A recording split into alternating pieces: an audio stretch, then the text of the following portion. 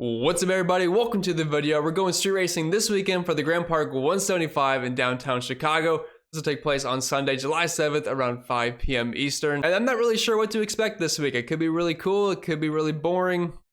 I don't know. Last year it was kind of a mix of both. We saw the front runners running up front for the majority of the race last season. And then they ended up shortening the race a little bit. The field gets flipped. And all the guys that were in the front end up in the back. And a lot of them end up crashing out. There's a big parking lot wreck.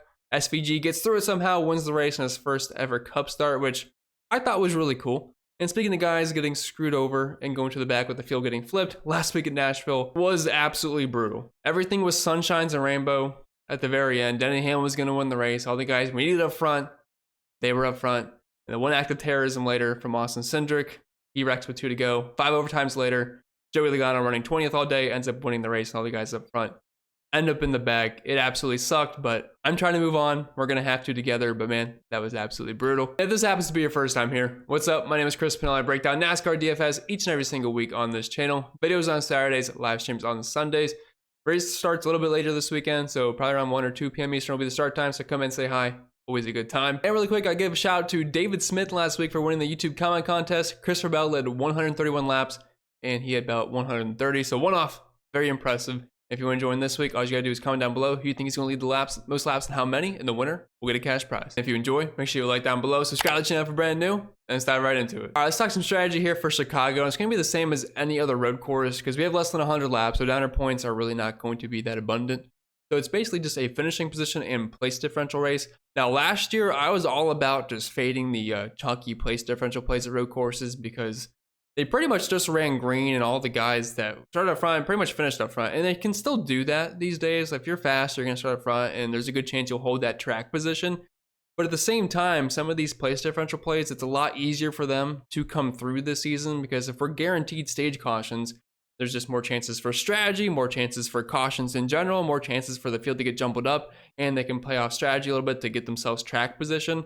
So I'm not nearly as scared as of the place differential plays as I was last season, and I have been playing them this year, and they had paid off quite often. And if you're looking at similar tracks, really, I know this is a pretty unique road course, but the best we can do is look at practice and just look at how they perform at other road courses because it should at least correlate decently. And just to show you guys how much different speed can be for the drivers at road courses, like if we look at the overall green flag speed data, it's usually Denny Hamlin, Kyle Larson, then in some combination of William Byron, Christopher Bell, Truex, Chastain, Reddick, Blaney after that. But if we sort this specifically by road courses in the next gen era, as you can see, Denny Hamlin, he ends up going all the way down here. Reddick's up top, Chase Elliott, AJ Allmendinger, Buescher, Bell. And if we look at similar tracks where I'm excluding, I believe, 2022, Gibbs, Reddick, Bell, Dinger, Buescher. So it's always different names at these road courses, but these are the guys that are consistently usually getting you good finishes. And finally, moving on to the driver by driver breakdown, to mention one thing first, and that is, of course, if you want to join the best NASCAR DFS community out there,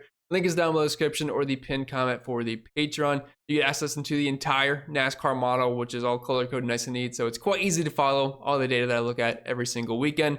Projections for all sites, the betting model, optimizer, ownership projections, cheat sheets. I do an article going over cash games and tournaments, the entire Discord, and there's a lot more as well, but I want to keep on going. I do cover Xfinity and trucks now for the projections and on the optimizer. And I do cover baseball every single day in similar fashion if that is something you're interested in. So if you want to check it out, you're able to find it. Link will be found down below. And I am a partner of Stochastic, and if you want to help give yourself an edge on Sundays, you can check out the NASCAR Sims tool, which they did launch earlier this season. You can use their contest generator and their pre-contest simulator to see which drivers offer the best ROI before the race starts and which lineups stack up the best in tournaments. So if you want to check it out, use the link down below and make sure you tell them I sent you. All right, it's the next day and practice and qualifying just concluded. So it's going to be like a first run through the entire slate with you all together. If you want to look at some of the practice numbers here, this is the lap by lap data. I think you can see it on the screen here. It was really tough because at these road courses, especially for Chicago, there's a lot of really bad laps that I try to remove because it's not a good representation of their actual speed. But based off the laps that I ended up keeping in the pool that we had to work with, Larson, Gibbs, SVG looked like the class of the field. They had about 7/10 on everybody else. Now, could be a lot of noisy laps here. Maybe I didn't get rid of some of them that I should have, but I tried my best. But just giving you guys a little look at who was running some fast laps, at least on Saturday afternoon. Let's start going through the list here, we'll go with the 5-figure range, and all these guys pretty much look like the same play. Honestly, if you just added Reddick here, he's kind of in that same exact group. Now, the pricing is pretty thin up top this week, so if you're trying to fit in multiple of these drivers, it should be possible. I'm not exactly sure if that's going to be the most optimal route, considering looking in this 9K range, we have drivers starting at 18th, 27th, 24th, and 37th, and we know there's not that many laps, so Dominator points aren't going to be abundant, so you're not really just trying to absolutely jam in guys that can lead laps. At the same time, track position is probably going to be pretty important with how narrow this track is. I don't think the passing will be too easy, but the thing is, we're probably going to have some guys that wreck, and we're going to see some cautions, and I'm sure it'll jumble the field up, so it's a bit of a push and pull situation there. Let's just go through the list here. Kyle Larson, he's going to be on the pole. It looked like he had the best car overall. He killed it in Xfinity. He also killed it in the Cup practice. So it looks like he should be able to lead the field here for a little bit. We'll see what happens. Obviously, some very good drivers right by him. Ty Gibbs on the front row with him. Michael McDowell is a good road racer. Tyler Reddick's obviously awesome. SVG, the king here. That's what you want to call it. And then Christopher Bell, also a great road racer. So it's not like it's the easiest path in the world, but he is going to have the preferred start here. So if you want to play Kyle Larson to get some laps led and finish top 5, potentially win the race, I have no issue with that. Guy just won the last road course we were at. Christopher Bell starting in 7th, similar situation, although he's just not going to start up front, so he's not going to get those laps led. But the thing is, there not being that many laps to lead, he can make up for that if he gains like 5 to 6 spots or potentially wins the race. And then SVG, pretty much the same exact play as Christopher Bell. I hate to make it seem like it's just that easy, but honestly, if you could tell me there's a major difference between Bell and SVG, I don't know really how you would. I mean, SVG was a little bit quicker in practice, but this is a very slim margin here, so I'd probably have very similar exposure to them. And then Tyler Reddick dropping down to the 9K range. I just kind of want to group him in with this group here because he, once again, is like the same exact play. All these guys have race winning upside. They're starting pretty much in the top 5, and they're going to have to finish up there for them to work out. But with their history at road courses and the speed that they showed, they should be able to do that. So if you're going to play any of them in cash games, obviously Kyle Larson on the pole would make the most sense, but we'll see how projections shake out. I don't think any of them are absolute must plays, but they'll definitely be in my player pool, 100%. And then getting into the PD group here, we have Chase Elliott, 9,600. He'll be starting in 18th, obviously a great road racer. And if we're looking at his numbers, 7 race sample size here. Average finish at 10th, average running position of 11th, 4 top 5s, 5 top 10s. And we're looking at a 13 race sample size at Next Gen. He has some of the best overall numbers, even though he's not getting the wins. 7 top 5s, which is the most of all drivers. So obviously Chase Elliott's been great. And he's been super consistent this season. Starting in 18th, he is fine. If you want to play him in cash games, I wouldn't fault you for that. William Byron, $9,400. He's starting in 27th, and I would say it's probably easier just to play William Byron in cash games if it came between the two. The thing with Byron, though, he had some power steering issues. He'll probably have to drop to the rear. I mean, he's already kind of starting back there anyway, so it's not a huge deal, but keep that in the back of your mind. It could be a slight concern for Sunday. On FanDuel, he's $2,000 cheaper than Chase Elliott, only $200 cheaper on DraftKings, so it'd make more sense to have more Byron on FanDuel than DraftKings, but I do think Chase has some better finishing position upside in this race.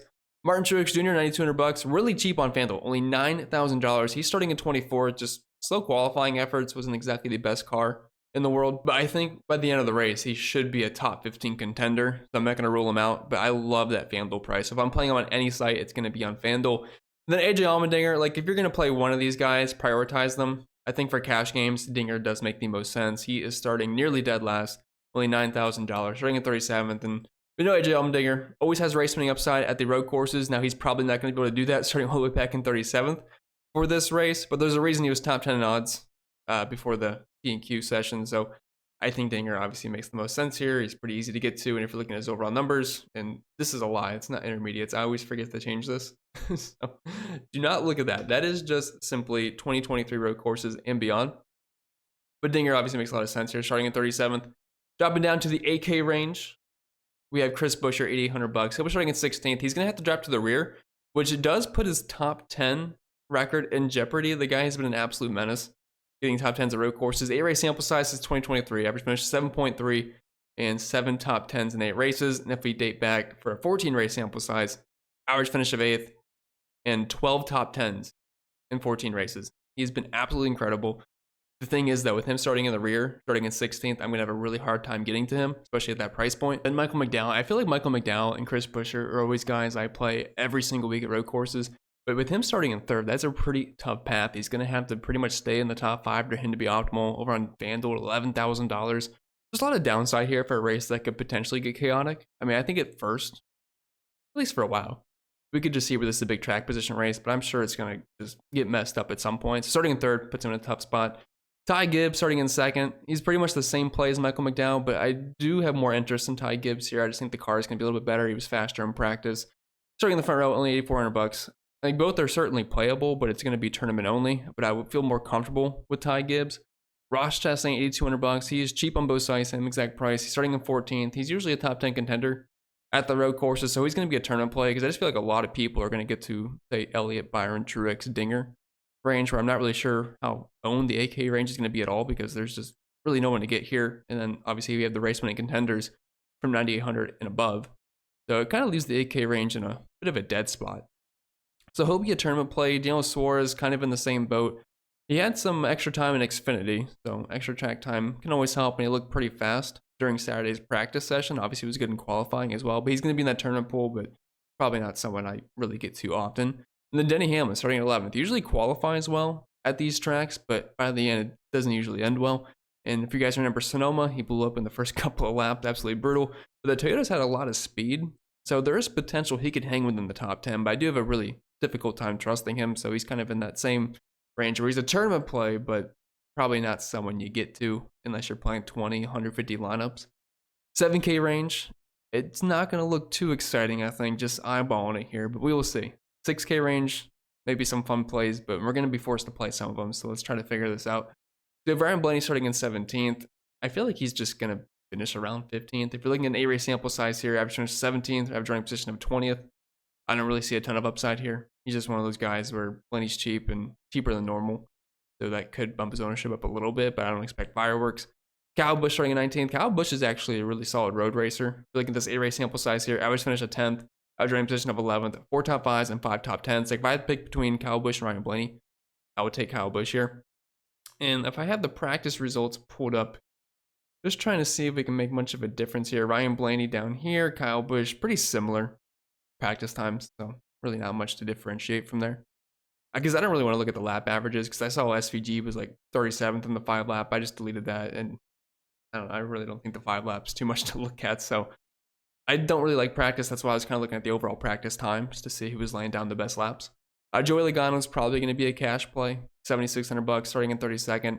Do I think he's going to run amazing? No, but is he going to be better than 30th by the end of the race? Sure. Should he be in the top 20? I think he can find a way. He seems to. If you guys remember last week, he got up front somehow, some way. Whole field ended up running out of gas, but you know what? Joey Logano tends to survive at these weird races, and I think this is certainly fine for cash at that price point. Austin Cindric starting in 21st. Decent road racer, but just kind of a weird spot here. I'd rather play Joey. I feel like their upside's pretty similar. Bowman starting in 8th. This might be one of the better tournament plays. He had some of the fastest overall times. He was 5th in the 1 lap, 1st in the 5, and 1st in the 10. And like I said, I don't really like looking at the lap averages for this race, but if we look at the practice results, Alex Bowman was 4th, only behind Larson, Gibbs, and SVGs in a Hendrick car, so I think Bowman makes sense in tournaments. I usually like him at road courses, and he's always way too cheap. So we have a top 5, top 10 potential driver at this price point on both sites. I will take that. Chase Briscoe starting in 22nd.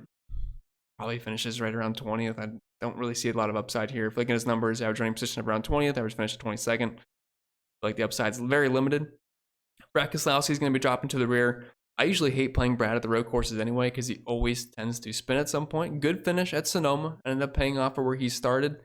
But he did hit the wall, and he will be dropping to the rear, starting in 10th, so I just have absolutely zero interest here.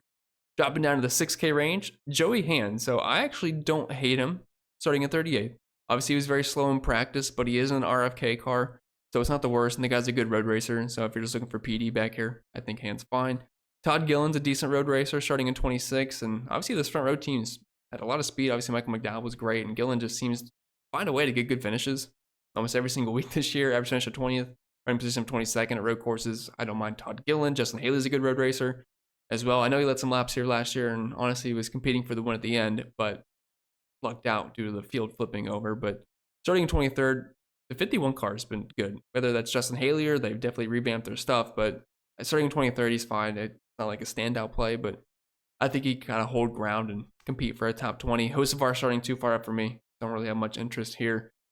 Eric Jones, I imagine, is going to be very slow. Looking at his numbers, usually around 25th, 28th place. So I don't really see a lot of upside there. Zane Smith, some decent practice times, 15th, 19th, and 11th, although I think only 15 drivers ran the 10 lap in practice. I don't want to put too much into that, but Zane's starting far enough back to where if you're just looking for a cheap play and you have 6,500 left, like, sure, I'll take Zane over Eric Jones. But we have Noah Gragson and Bubba Wallace, who might be interesting plays. Bubba Wallace especially, because he's starting in 6. And I know he's not a good road racer whatsoever, but he has been getting better. And if we're looking at the practice times, Bubba was only behind Larson, Gibbs, SVG, Bowman, Hamlin. That's a pretty good group to be in. And obviously the lap averages look pretty good too. So if you're just looking for a cheap play that actually has legit top 5, top 10 potential, Bubba Wallace makes sense. Is he a cash play? No, probably not. But at least $6,200, I don't mind taking some stabs on Bubba if he can just hold that track position, because the Toyotas definitely have speed. And obviously his teammates have performed very well at the road courses too. So that's obviously going to help him out if he can just learn from them. No Gragson in 28th, like, he's fine. I probably trust him more than I would Zane Smith, even though we finished 2nd last week by some miracle. Corey LaJoie's going to the rear, and he just seems to hit everything every single week, so I'll be passing there. Josh Berry's going to be going to the rear, but he's also already starting in the rear, so that's not going to be a big deal. So starting in 36, he's a fine cash play back here. Some decent times in practice. Austin Hill starting in 34th.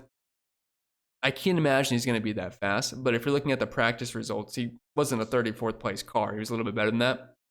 So I think he can move up. He's fine as a cheapie. Ricky Stenhouse, if there's just chaos, these guys are going to gain spots. I don't think speed alone they're going to be amazing, but if there is chaos, they'll gain. Ryan Preece kind of in that same boat. I'm not playing Nemechek starting in 12th. I'm definitely not playing Austin Dillon starting in 15th. Burton ended up spitting. I guess he's going to the rear as well. Casgralla starts dead last. If you think there's going to be a lot of chaos, it can work at $5,200. Hemrick, Balicki, like, you're playing these guys if there's chaos, and that's really about it, because speed alone, they're not going to get there. But with that being said, that's all I got for you guys this weekend, so I hope you enjoyed. If you did, make sure you like down below, subscribe to the channel if you're brand new. Hopefully I'll see you all in the live stream tomorrow afternoon. I wish you all the best, and I'll see you all next time.